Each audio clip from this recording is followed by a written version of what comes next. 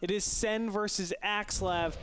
Sen, the monster that he is going to be up against the big underdog. I think Sen's uniform and orange jumpsuit. Dude, it is so. Did he audition for Prison Break? Worst show ever. It was, you know, when I was back in the day. Everyone watching this is because Gretorp loves Prison Break. No, okay, so like it's like back in the day, I loved Prison Break. I thought it was literally like one of the best shows of all time. I heard his first season was awesome, man. Yeah, that's what I thought. I was like, everything was great. Then after season 2, it was just like, oh my god, why am I watching this thing? It was just terrible. And at the time, you know, I'm like, you know, I don't know much about film. I'm from the East Coast. What do I know about film or anything about that? I come over to the Hollywood side. I meet up with my girlfriend now, and she was a film major. And she's just like, you think this is a good show? And she tears it apart, and I'm just like, I have nothing else to say because like everything that she says is completely valid, and the show is complete garbage. And that's my spiel. That's like really tough things to say. That's my spiel. It's like, yeah, this is a terrible show. I don't know why I ever liked it, and it's actually the worst show in the world. That's okay, Andre, because we have one of the best shows in the world. Boom! Especially with Sen versus Axslav. Oh, Sen, remember, higher pitch. Come on, Sen, our red Zerg in the bottom left corner, will be up against Axslav, the blue Protoss in the top right. Yes! Axslav is placing a pylon on the low ground, trying to see if he can avoid going for any kind of gateway expand. Very stubborn in this fact. But you know what's so good about Axslav's play recently? Is that I think he's understanding his own limitations. I watched him play PvZ against Idra, and now people say, you know, that's not that impressive. You know, he beat Idra in the open bracket. But Axslav, he's been showing lots of patience. He came 1 round away from qualifying for group play in MLG open bracket. Cut that out. Sorry. But he came 1 match away, and all of a sudden people are like, Axslav and pool play, wouldn't he get demolished or like, you know, all this stuff? But that's just another foreigner that could have went in. He fell 1 round short.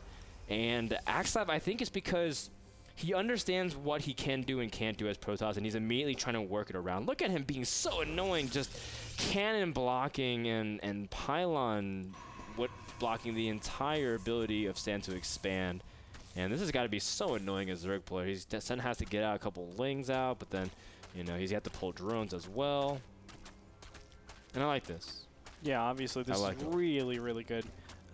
You're trading not a lot of minerals for a lot of mining time. This is almost always better off, but the big thing you're losing out on is actually tech. You don't have that you're losing that opportunity cost, which is to get the gateway down super fast. So it's very minor, but obviously it works out in that fashion. You can still progress on a little bit further. You know, Axslav has had a big confidence issue in his past. I think that's the #1 thing that actually kills him. Whenever I talk to him, you know, the first thing I mention is, hey, Axslav, how's your matchups? And the normal thing that he says is, PvT is horrible. He hates PvT. It's like one of his worst matchups.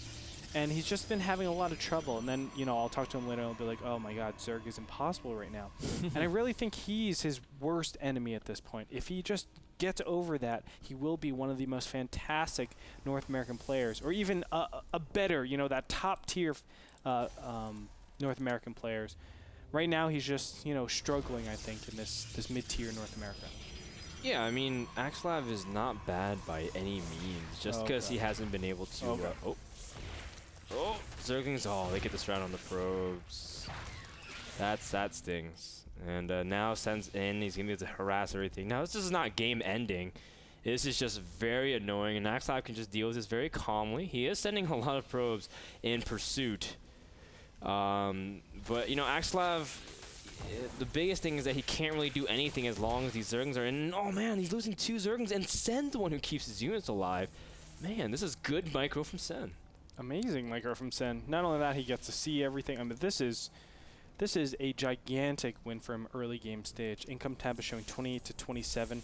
They are even, but they're going to spread apart pretty fast here as the triple hatch threat, that triple inject, everything about it is so impressive. And Sen is going to be building 4 drones for every 1. Well, not quite. That's what Rotterdam always says. But he's going to be probably making, I think it's like 2.5 drones to every 1 probe that Axslav makes if he doesn't chrono boost. Yeah.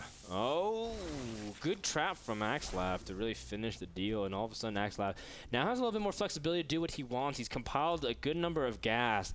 Now Axslav has been playing a lot of Stargate in PvZ when I watched over his shoulder, and he's kind of been experimenting with a little pressure of that, but now that Zerglings are in, all these times are really weird, and so he might have to really improvise from this spot. Look at that, he's going to place 3 gateways to make 4 with +1, but it's at a very interesting spot. It's at the natural right outside here.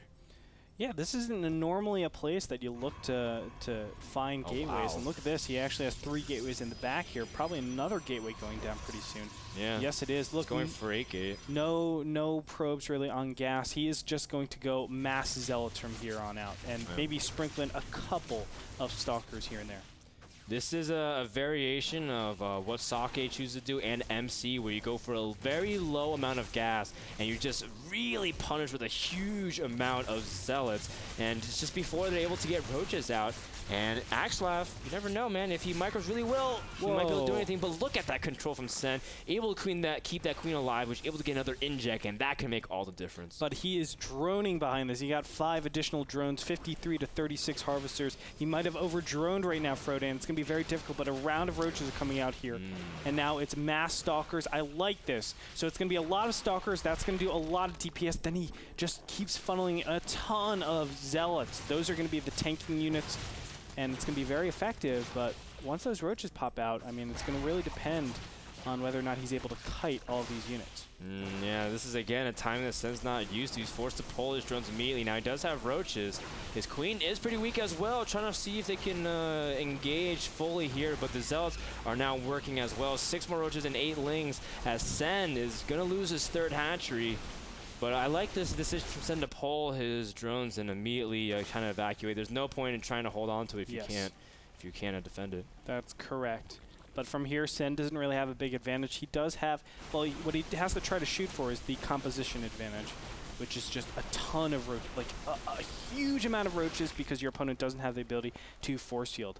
It's still very difficult. We're going to see if he has what it takes to actually micro against this. He needs space, which he's doing right now, space to actually start working on those zealots so he can finally work on those stalkers. Yeah, and Axslav still is not in the clear yet. He needs enough so that there's no surround possible on his stalkers, but he is playing very dangerously. Sen has spread his creep really well, and you can see Axslav trying to kite back as far as he can for more reinforcements, but Axslav is falling back at this point, as Axslav doesn't have that strong an economy. He's only got 39 probes and 12 stalkers onto the field. Sen looks like he's stabilizing. He's pushing the army completely back. He has to push right now because his opponent is weakest right now. If he waits a little bit longer, there aren't going to be any critical upgrades that actually help him defend against some sort of stalker sentry timing. That's why he's pushing right now. You can see the roaches just crushing the stalker so easily. That is the main DPS. I don't know how Axslav will defend against this. Oh, and Sen finishes speed just in the nick of time to trap all the units. It doesn't even matter if the zealots are able to engage straight up.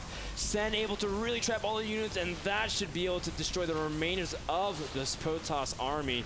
As you can see, the force field is going to actually help Sen be able to take on these zealots and the stalkers. The mineral line will be shut down. Axslav forced to pull his probes, and this natural shutdown is half the production of Axslav. As you can see, that as soon as Sen deals with all of this, now targeting the cybernetics core, Axslav, what can you really do from here? Because as soon as you lose the cybernetics core, you lose all your ability to deal with the roaches. Yep, then it's just zealots, and zealots don't do too well against roaches in this position. The roaches trying to just go around here, but really Sen can do whatever he wants in this position. I mean, he is literally, you know, indestructible. He has so many drones. He was droning the whole time behind the 63 workers on the worker count at this point, and roaches are still doing a ton of damage over here. This is just disgusting how much Sen's able to do damage-wise with these roaches. And you can see immediately he's getting everything he needs to just be successful in the mid-game, getting upgrades while still macroing and very comfortably spreading his creep. That was so key. I can't even begin to describe how important it was, especially when Sen needed to get those roaches to close the gap when the stalkers were retreating. And now Axslav finally has stabilized. What is the damage done? You can see 21 workers have been killed, and he's only at 42. And barely enough to saturate his gases and his mineral lines. Axslav is stinging right now with all that pain. Yeah, it's unfortunate. Axslav doesn't have a clear transition to this either. Robotics facility on the way out right now. It needs to come out so much earlier. But now roaches are super strong. Sen can transition to anything he wants. He can go infestors, he can go mutas. Everything is the right decision at this point, as long as his opponent doesn't, obviously, just go to 200-200 unopposed. Yeah, and you can see Axslav going to lose even more positioning as his pylon will be sniped, and Axslav will scout that third, but what can you really do about that third? Nothing. He's going for double robotics, which is kind of a Hail Mary, if you will. Yeah. But it's what Axslav needs to do. He needs something, because he has no answer to the mass roach that Sen is pushing out. He's pouring out 15 roaches. He's going to have 100 supply of roaches in just a minute.